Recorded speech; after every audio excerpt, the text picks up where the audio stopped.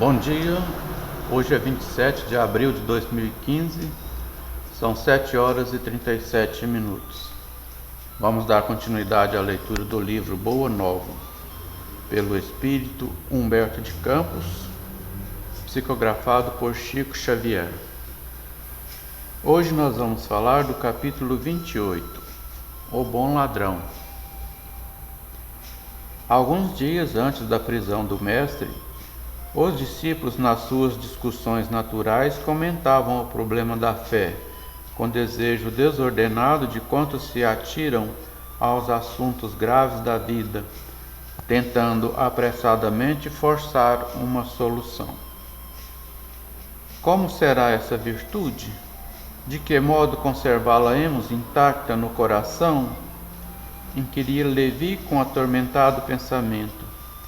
Tenho a convicção de que somente o homem culto pode conhecer toda a extensão de seus benefícios.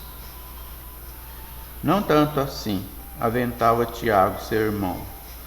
Acredito que basta a nossa vontade para que a confiança em Deus esteja viva em nós.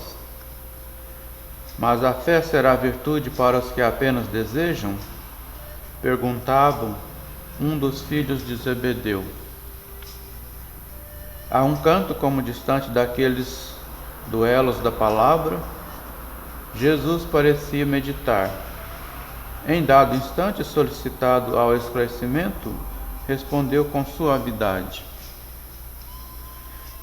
a fé pertence sobretudo aos que trabalham e confiam. Tê-la no coração é estar sempre pronto para Deus. Não importam a saúde ou a enfermidade do corpo, não tem significação os infortúnios ou os sucessos felizes da vida material.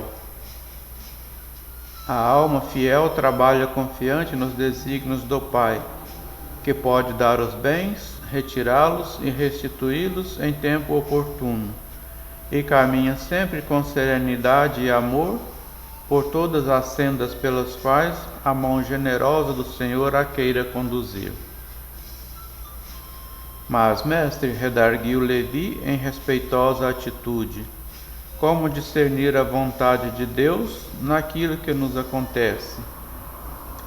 Tenho observado grande número de criaturas criminosas que atribuem à providência os seus feitos delituosos, e uma legião de pessoas inertes que classificam a preguiça como fatalidade divina.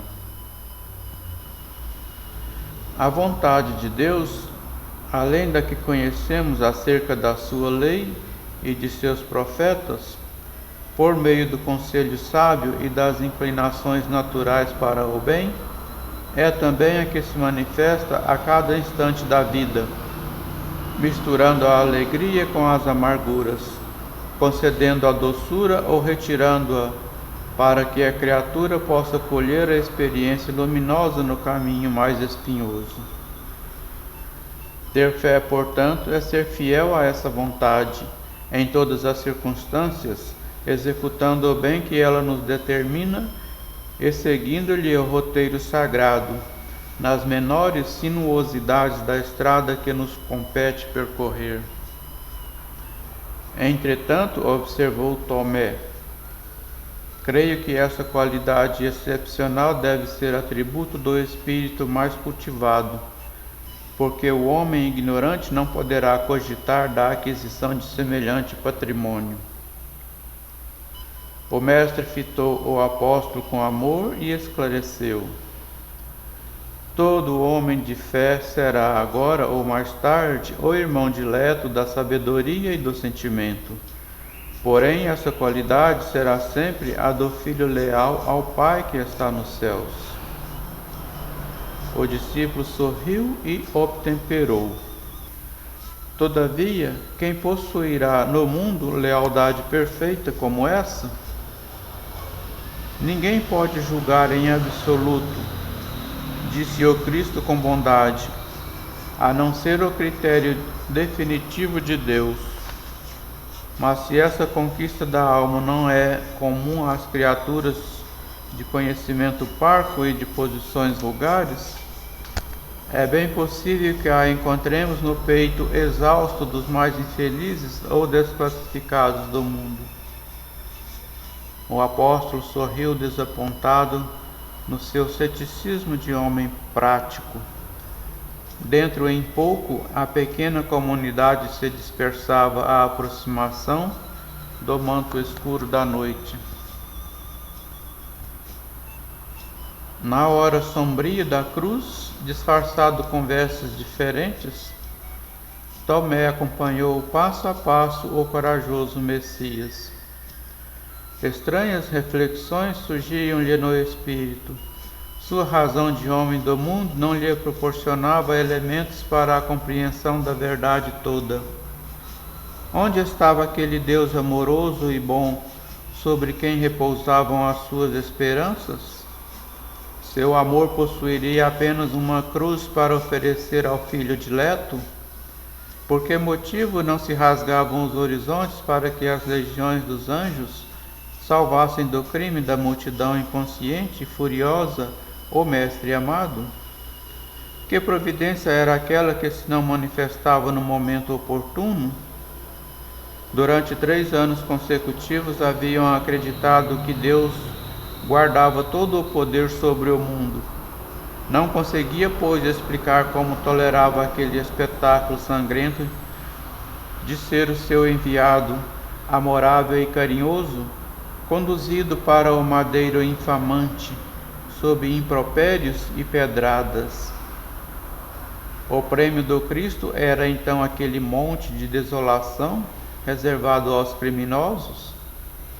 Ansioso, o discípulo contemplou aquelas mãos que haviam semeado o bem e o amor, agora agarradas à cruz como 2 flores ensanguentadas. A fronte aureolada de espinhos era uma nota irônica na sua figura sublime e respeitável. Seu peito tremia, ofegante.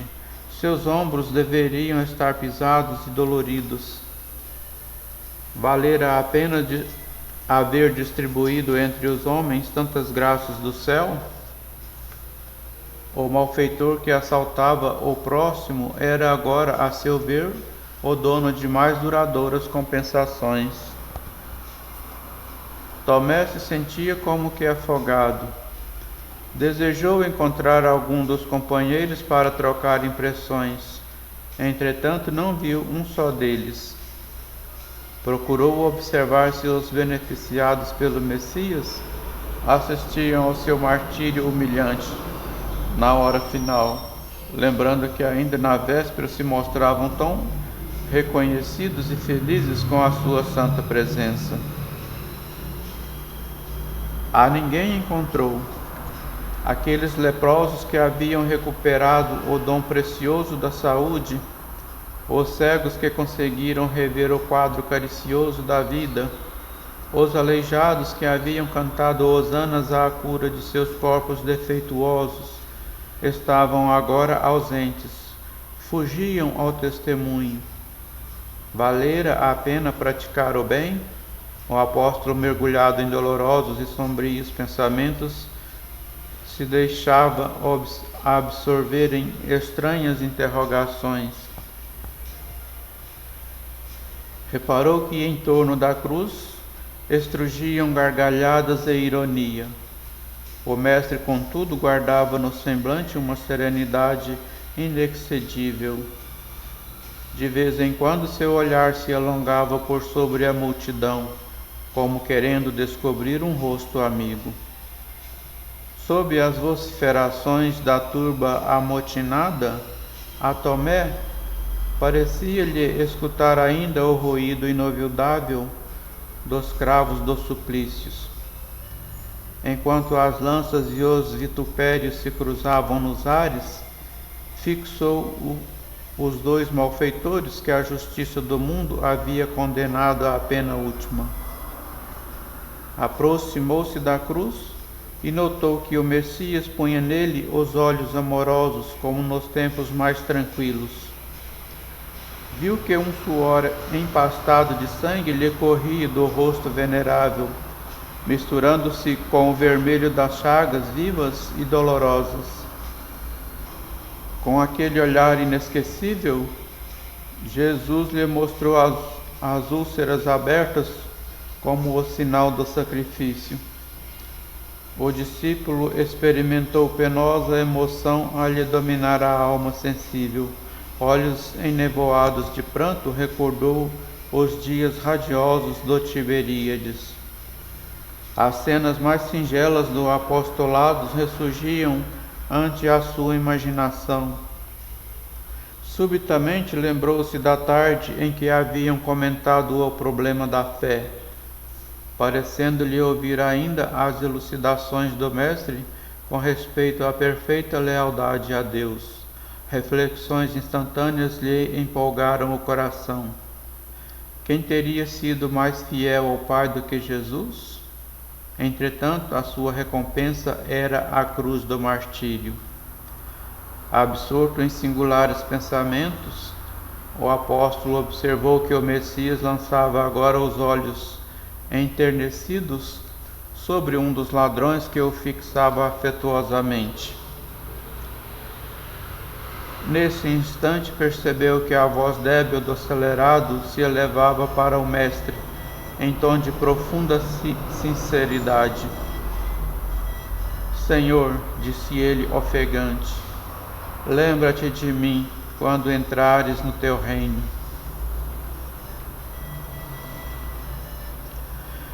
O discípulo reparou que Jesus lhe endereçava então o olhar caricioso, ao mesmo tempo que os seus ouvidos chegavam os ecos de sua palavra suave e esclarecedora. Vês, Tomé, quando todos os homens da lei não me compreenderam, e quando os meus próprios discípulos me abandonaram, eis que encontro a confiança leal no peito de um ladrão. Inquieto, o discípulo meditou na lição recebida, e horas a fio contemplou o espetáculo penoso, até o momento em que o mestre foi retirado da cruz da derradeira agonia. Começava então a compreender a essência profunda de seus ensinos imortais. Como se o seu espírito fora transportado ao cume de alto monte, pareceu-lhe observar daí a pesada marcha humana. Viu conspícuos homens da lei, sobraçando os livros divinos. Doutores enfatuados de orgulho passavam eretos, exibindo os mais complicados raciocínios. Homens de convicções sólidas integravam o quadro, entremostrando a fisionomia satisfeita. Mulheres vaidosas ou fanáticas lá iam igualmente, revelando seus títulos diletos. Em seguida vinham os diretamente beneficiados pelo Mestre Divino. Era a legião dos que se haviam levantado da miséria física e das ruínas morais. Eram os leprosos de Jerusalém, os cegos de Cafarnaum, os doentes de Sidom, os seguidores aparentemente mais sinceros ao lado dos próprios discípulos, que desfilavam envergonhados e se dispersavam indecisos na hora extrema. Possuído de viva emoção, Tomé se pôs a chorar intimamente. Foi então que presumiu escutar uns passos delicados e quase imperceptíveis. Sem poder explicar o que se dava, julgou divisar a seu lado a inovidável figura do mestre, que lhe colocou as mãos leves e amigas sobre a fronte atormentada, repetindo-lhe ao coração as palavras que lhe haviam endereçado da cruz. Vês, Tomé, quando todos os homens da lei não me compreenderam e os próprios discípulos me abandonaram, eis que encontro a confiança leal no peito de um ladrão. Amém.